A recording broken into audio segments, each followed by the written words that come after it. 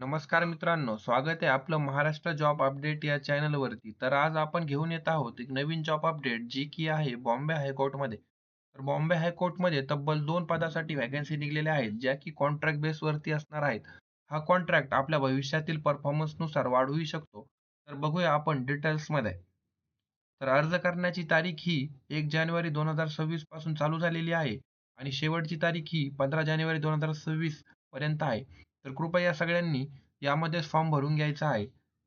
ही जी website आहे, ह्या वेबसाईटवरती जाऊन आपण आपला फॉर्म हा भरू शकता. तर बघूया आपण कोणते पदे आहेत. पहिलं पद आहे सीनियर सिस्टम ऑफिसर. याच्या तब्बल 29 व्हॅकन्सी आहेत आणि ₹46,000 महिना आपल्याला असणार आहे. तर सीनियर सिस्टम ऑफिसर यासाठी आपल्याला एलिजिबिलिटी क्रायटेरिया बघणं महत्त्वाचं आहे.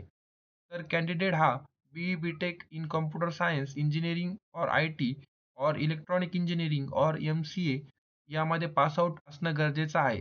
म्हणजेच त्याची कॉम्प्युटर सायन्समध्ये इंजिनिअरिंग झालेली असणं अनिवार्य आहे आणि त्यासोबतच त्याला सर्टिफिकेशन्स पण लागणार आहेत नेटवर्कचे, जे की आहेत एम-सी-एस-सी, आर-एच-एस-सी-ई हे सर्टिफिकेट आहेत, हे की लागणार आहेत. सेकंड पद आहे सिस्टम ऑफिसर. तर याचे तब्बल आपल्याला 54 जागा बघायला मिळतात आणि याचा पे ₹40,000 महिना आहे. तर यासाठी एज्युकेशन क्वालिफिकेशन बघूया आपण.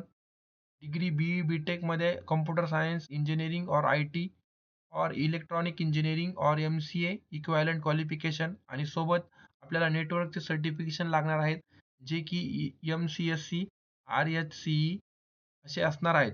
तर कृपया आपण कोणत्या पदासाठी पात्र आहात त्यानुसार आपण बघू शकता आपले एज्युकेशन क्वालिफिकेशन आणि अप्लाय करू शकता. तर मित्रांनो, आपण अप्लाय केल्यानंतर या वेबसाईटवरती बॉम्बे हायकोर्टच्या आपल्याला इंटरव्ह्यूसाठी एक डेट पब्लिश करण्यात येईल. त्या डेटला आपण जाऊन आपले पूर्ण डॉक्युमेंट्स घेऊन इंटरव्ह्यूला हजर राहणे अनिवार्य आहे. आपल्या इंटरव्ह्यूच्या परफॉर्मन्सनुसार आपलं सिलेक्शन होणार आहे.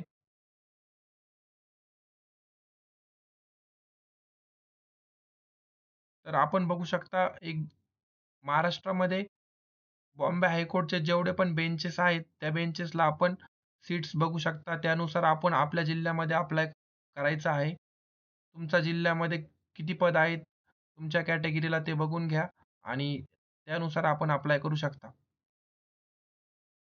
तर रोल्स अँड रिस्पॉन्सिबिलिटीज काय-काय आहेत सिस्टम ऑफिसर आणि सिस्टम ऑफिसरच्या आपण बघून घेऊया.